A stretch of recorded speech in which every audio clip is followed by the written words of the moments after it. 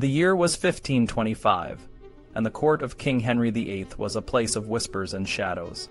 In a dimly lit chamber, a young woman named Mary Boleyn gave birth to a son.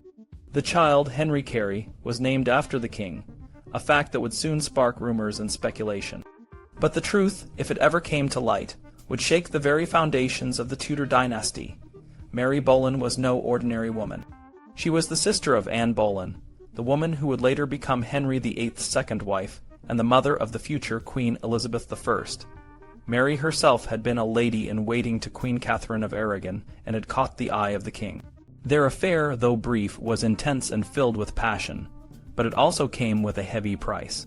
When Mary became pregnant, the court was abuzz with gossip. Some whispered that the child was the king's, a product of their forbidden love. Others believed that the baby was the legitimate son of Mary's husband, William Carey, a loyal courtier and one of the king's closest friends. The truth, however, was a closely guarded secret. Mary's life was a delicate balancing act. On one side, she was the sister of a woman who was becoming increasingly powerful at court. On the other, she was a mother whose child might be a royal bastard. The stakes were high, and the consequences of her actions could be dire. The king, for his part, was careful to maintain the illusion of virtue. He could not afford to be seen as a man who indulged in wanton behavior, especially with a married woman. If the truth about Henry Carey's paternity were to come out, it could damage his reputation and weaken his hold on the throne. So he kept his distance, allowing William Carey to be recognized as the child's father. Mary, too, had to tread carefully. She knew that any hint of scandal could ruin her and her family. She kept a low profile, staying out of the spotlight and focusing on raising her children. Her daughter, Catherine, was born a few years earlier, and both children were raised in the shadow of the court, their true parentage a mystery to most, but the rumors persisted. Some courtiers whispered about the king's infidelities, pointing to the striking resemblance between the young Henry Carey and the king. Others, more cynical, suggested that the king was merely using Mary for his own pleasure, with no intention of acknowledging any children that might result from their affair. In the years that followed, Mary's life became increasingly complicated. Her sister Anne was rising in the king's favor, and it was only a matter of time before she would become his queen. Mary, once a favored mistress, found herself pushed to the sidelines. She was no longer welcome at court, and her relationship with the king had cooled. Despite the challenges, Mary remained resilient. She knew that her children's future depended on her ability to navigate the treacherous waters of the Tudor court. She had to protect them no matter the cost. As the years passed, the court continued to whisper and speculate, but the truth about Henry Carey's parentage remained a closely guarded secret, known only to a few. And as Mary watched her children grow, she couldn't help but wonder what the future held for them in a world where power and loyalty were often more important than blood. In the next chapter, we will delve deeper into the lives of Mary and her children, and explore the complex relationships that shaped their destiny. The Tudor court was a place of whispers and secrets, where the words of the king could shape the fate of a nation. Henry VIII, the powerful and often unpredictable monarch, had a string of marriages and a reputation for fathering children outside of them. Among the many questions that swirl around his reign is the mystery of his alleged children by Mary Boleyn, the sister of his second wife, Anne Boleyn. Mary Boleyn was a beautiful and vibrant woman who caught the eye of the king before he was married to Anne. Their affair is thought to have begun around 1522, when Mary was already married to William Carey, a gentleman of the bedchamber. The exact duration of their relationship is unclear, but it is believed to have ended by 1525, when Mary gave birth to her second child, Henry Carey. However, there has always been speculation about the paternity of Mary's children, especially her daughter, Katherine Carey. If Henry VIII had acknowledged Mary's children as his own, it would have complicated his plans to marry Anne Boleyn. The church considered a marriage between a man and his former mistress's sister to be incestuous, and such a union would have been forbidden. Henry was already trying to annul his marriage to Catherine of Aragon, his first wife, on the grounds that it was unlawful because she had been his brother's widow. Acknowledging Mary's children would have made his relationship with Anne even more scandalous and legally problematic. Moreover, recognizing Mary's children as his own would have required an act of Parliament, a public acknowledgement that would have been embarrassing and politically risky. Royal bastards had no right to inherit the throne, and the idea of a bastard king was unthinkable in Tudor times. Henry VIII was already facing challenges to his authority, and the last thing he needed was more controversy. Even if Henry had wanted to acknowledge his children by Mary, it would have been difficult to do so without causing a scandal. William Carey, Mary's husband, would have been publicly humiliated, and the court would have been abuzz with gossip. Henry, who prided himself on his image as a virtuous and powerful king, would have wanted to avoid any suggestion that he was promiscuous or irresponsible. The evidence for Katherine Carey being Henry's daughter is circumstantial but intriguing. A Latin dictionary belonging to Catherine's husband, Sir Francis Knollys, lists the births of their children, including her youngest son, Dudley, who was born in May 1562. This suggests that Catherine was born between 1524 and 1525, a time when her mother was likely involved with the king. The discovery of a portrait of Catherine, painted in 1562 when she was pregnant with Dudley, shows a striking resemblance to Henry VIII. The sitter in the portrait has the same heavy lower lids, winged eyebrows, and prominent chin that are seen in portraits of Henry and other members of the Tudor family. Another piece of evidence comes from the annuity granted to Mary Boleyn after William Carey's death. This annuity, which provided her with a significant income, could be seen as a discreet way for Henry to support his alleged daughter. The fact that Henry continued to support Mary even after their affair had ended suggests that he had a vested interest in her well-being. The poet Sir Philip Sidney, who was a contemporary of Catherine's granddaughter, Penelope de Veru, also seems to have known about Catherine's royal heritage. In his famous cycle of poems, Astrophil and Stella, he refers to Penelope as rich in the riches of a royal heart, and calls her Her Grace, a title reserved for royalty. These references, while poetic, hint at a deeper knowledge of Penelope's lineage and the royal blood that flowed through her veins. Despite the lack of conclusive proof, the circumstantial evidence and the whispers of the court suggest that Katherine Carey may indeed have been the daughter of Henry VIII. If this is true, it would mean that she was a half-sister to Queen Elizabeth I, though this relationship would have remained a closely guarded secret. The Tudor court was a place of intrigue and mystery, and the true nature of Mary Boleyn's relationship with Henry VIII and the paternity of her children may never be fully known. What is clear, however, is that the story of Katherine Carey and her place in history is one of the many fascinating puzzles of the Tudor era. In the early 1520s, King Henry VIII was deeply in love with Anne Boleyn, and his entire world revolved around her. The Pope's legate, who observed Henry and Anne together, reported back to the Pope that Henry sees nothing, he thinks of nothing but Anne. He cannot do without her for an hour. This intense affection made it highly unlikely that Henry would have risked his relationship with Anne or his efforts to annul his marriage to Catherine of Aragon by taking a mistress. Despite some claims, there is little evidence to support the idea that Henry had a bastard child in February 1528. One such claim involves a man named Thomas Perrott. It was suggested that his mother, Mary Berkeley, was a lady-in-waiting to Catherine of Aragon, and that she had an affair with Henry. However, historical records show that Mary Berkeley was firmly rooted in the West Country and Wales during the period in question. She married Thomas Perrott in 1526, and they lived in Pembrokeshire.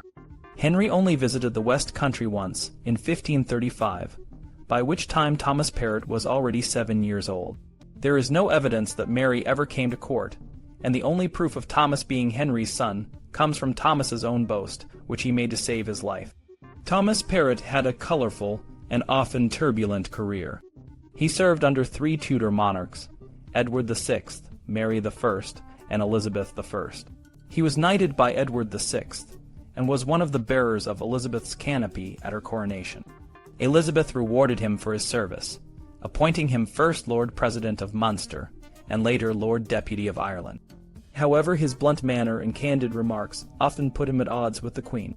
He was eventually recalled and tried for treason, but he died in custody before his sentence was carried out. Some believe Elizabeth might have pardoned him if he had lived, perhaps because of his supposed royal lineage. Another alleged bastard of Henry VIII was Sir Thomas Stucley. Born around 1525, Stukeley had a life filled with adventure and controversy. He was rumored to be Henry's son, but the evidence is weak. Stukeley's father was Sir Hugh Stukeley, a knight from Devon, and there is no record of Henry ever visiting Devon. Stukeley's relationship with the Tudors was often strained, and he was known for his reckless behavior. Despite his skill in battle, he was killed in Morocco in 1578. If he had been Henry's son, it is unlikely that he would have been treated so harshly by the Tudors. Richard Edwards, a poet and playwright, was also rumored to be Henry's son. His mother, Agnes Blewett, was said to have been at court before she became pregnant. However, there is no contemporary evidence to support this claim. Edwards was born in the early 1520s, and Henry only visited the West Country in 1535. The family's claim that Edwards was Henry's son rests on the fact that he received a university education, which his family could not have afforded. However, there are many other explanations for this, and the claim lacks solid evidence. The only credible claim of a bastard child of Henry VIII is Etheldreda Malt. Born in the late 1520s, Etheldreda was the daughter of a royal laundress named Joan Dingley and a tailor named John Malt. John Malt raised Etheldreda as his own daughter, but in his will he acknowledged that she was his bastard daughter by Joan Dingley. Henry VIII provided a large grant of land as Etheldreda's dowry when she married John Harrington, a poet and courtier. This generous grant, along with other favors Henry bestowed on John Malt, suggests that Etheldreda was indeed the king's daughter. However, Henry did not publicly acknowledge her, likely because of her mother's low social status. Henry's decision to acknowledge some bastards and not others depended on various factors, including the child's sex, the mother's status, and political considerations. For example, Henry openly acknowledged Henry Fitzroy, his son by Elizabeth Blount, because Blount was of noble birth. In contrast, he did not acknowledge Etheldreda because her mother was a laundress. This pattern suggests that Henry's acknowledgement of bastards was not consistent, and was influenced by the circumstances of each case. On June 18, 1525, Sir Thomas Boleyn, Mary Boleyn's father, was elevated to the peerage as Viscount Rochford. This title was inherited through his mother, who was one of the co-heirs of the Irish barony of Ormond. Some have suggested that this ennoblement was a reward for Mary's services to the king, but there is no evidence to support this. Mary had not been recorded at court for 3 years before her father's elevation, and it was around this time that Henry began to court her sister, Anne. On the same day, Henry also honored his son Henry Fitzroy, making him a Knight of the Garter and granting him the duchies of Richmond and Somerset. These titles and honors were a clear indication of Henry's affection for his son and his desire to elevate him to a position of power. Mary Boleyn was Henry VIII's mistress, but how long their affair lasted is a mystery. Some say it was a long-term relationship, while others think it was brief. We don't have a clear answer, but we do know that by 1524, Mary was no longer at court, suggesting that her time with the king was over. Henry VIII was known for keeping his affairs secret, so it's not surprising that there's not much written about his liaison with Mary. In 1523, there was a ship named the Mary Boleyn in the king's navy. Some people think this was a nod to his mistress, but it's more likely that the ship belonged to Mary's father, Thomas Boleyn, and the king just bought it from him. Naming a ship after a mistress wouldn't have been very discreet, especially for a king who valued secrecy. By 1526, Henry was clearly interested in someone else. He gave a public sign of his new affections when he started courting Mary's sister, Anne Boleyn. This was a significant shift because Anne was to become the love of Henry's life. Unlike Mary, who was content to be a discreet mistress, Anne wanted more. She refused to become just another of the king's conquests and demanded that he marry her. This set in motion a series of events that would change the course of English history. Mary's husband, William Carey, received a few grants from the king, but these were likely not related to her affair. It's important to understand that Mary didn't leave the court in disgrace, or because the king tired of her. She probably remained at court, living a normal life with her husband. There's no evidence that she was pensioned off or paid off when the affair ended. Instead, she likely just faded into the background, as many mistresses do once their time with the king is over. While Mary's affair with Henry was brief, it was her sister Anne who captured the king's heart. Anne's courtship with Henry began around 1525, and by 1526, it was clear that he was deeply infatuated with her. This was a significant change from his relationship with Mary, who was more of a casual affair. Anne, on the other hand, was a challenge, and Henry was determined to make her his queen. Before Anne, there was a possibility that Henry was interested in another woman, Elizabeth Amadis, the wife of a successful goldsmith. Elizabeth was known to be volatile and not very discreet, which might have put Henry off.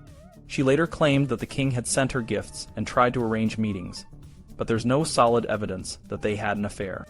It's more likely that Henry moved on to Anne Boleyn after realizing that Elizabeth wasn't the right match for him.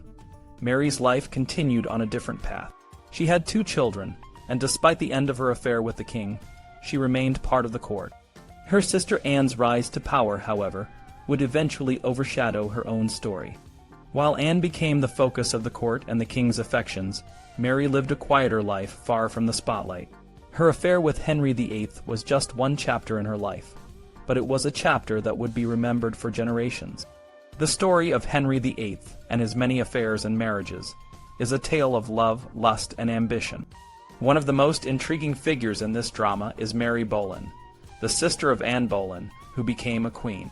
Mary's story is often overshadowed by her more famous sibling, but her life and the choices she made had a significant impact on the royal court and the Boleyn family's rise to power. Mary Boleyn was once the king's mistress, a role that brought her family closer to the throne. Her sister, Anne, learned from Mary's experience and used it to her advantage. Anne was determined not to become just another royal mistress. She set her sights on becoming the Queen of England. This ambition was driven by a desire to secure her family's position and her own future. In 1526, Henry VIII's interest in Mary had faded, and his eyes were set on Anne. He began to court her with a passion that was reflected in the courtly symbolism of the time. At a jousting tournament, he appeared in a magnificent outfit with the words, "Declare ye nos," I dare not declare, and a heart engulfed in flames. This was a clear message that he was smitten with Anne, who played hard to get, unlike her sister Mary. Anne's strategy worked. By 1527, Henry was deeply in love and began to seek an annulment from his first wife, Catherine of Aragon, to marry Anne. This decision would change the course of English history, leading to the break with the Roman Catholic Church and the establishment of the Church of England. Meanwhile, Mary Boleyn's life took a different turn. Her husband, William Carey, continued to rise in the royal court, holding important positions such as Gentleman of the Privy Chamber and Keeper of the Manor and Park of Ditton. These roles suggest that Henry still held Mary in some affection, even after their affair had ended. The grants he made to Carey might have been a way to ensure that Mary and their daughter, who some believed was the king's illegitimate child, were taken care of. Mary's relationship with her sister Anne is a topic of much speculation. Some believe that Mary felt slighted by Anne's rise to power, while others suggest that Anne may have seen her sister's experience as a cautionary tale and used it to avoid the same fate. Despite the potential for rivalry, there is little concrete evidence of a bitter relationship between the sisters. The Boleyn family, driven by ambition, saw an opportunity in Henry's interest in Anne.